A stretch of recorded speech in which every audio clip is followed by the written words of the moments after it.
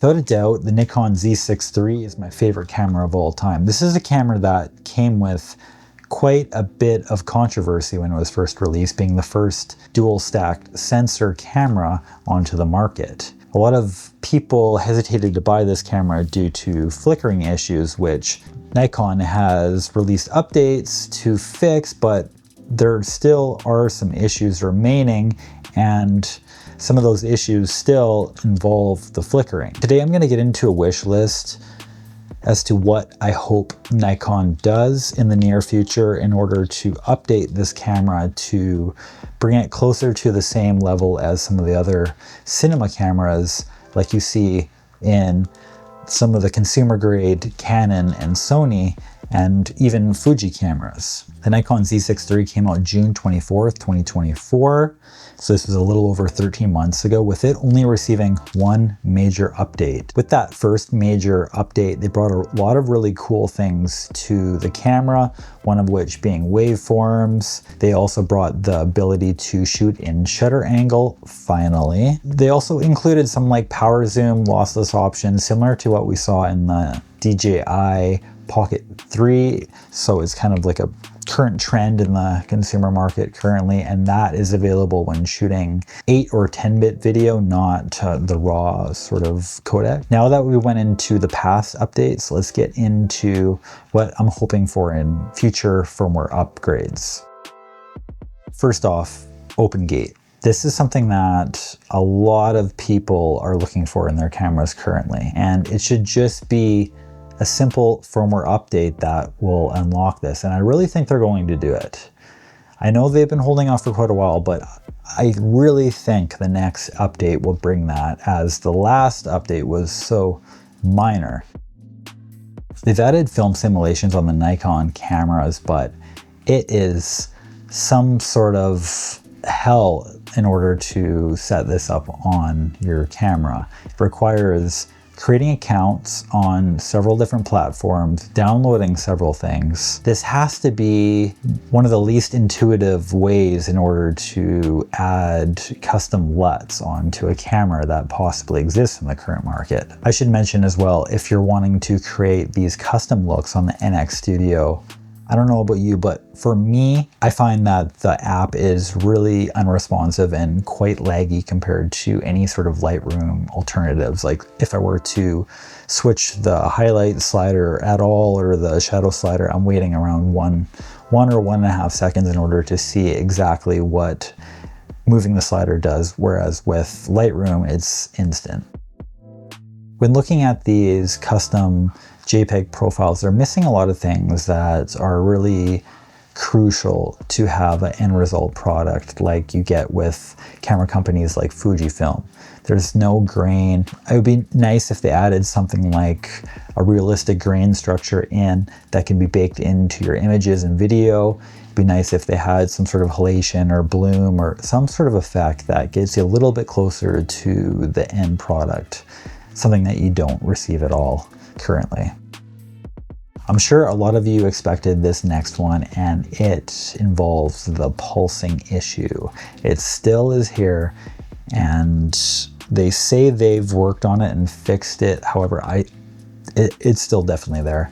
I was doing a real estate job somewhat recently, and I shot the video in around 3200 for some of the scenes, and that range specifically is really quite bad with its pulsing, which it can be fixed in post-processing. However, it gives you many extra steps that you don't want to do when trying to have a somewhat smooth workflow. I'm going to give a tip now. In order to shoot your footage where you don't have as much pulsing, I would try and keep the ISO as low as possible. Having the ISO around the first base ISO and then above the second base ISO, you're gonna have some of the best looking footage. And 6400 is the second base ISO. If you're around the 4000 ISO range, just bump it up to 6400 and use an ND filter if you have to, and that will kind of get around your issues that you're having with the pulsing, because it does not pulse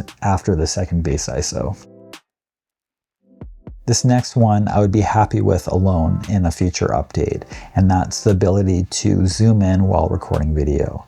I don't understand why there's not a double tap or click feature in order to zoom in to see your focus while using the camera. I shoot a lot of manual glass and the focus peaking is okay, but it's not perfect. They really should add an ability to zoom in on your image while shooting video. A lot of people will be really happy with this addition in the camera.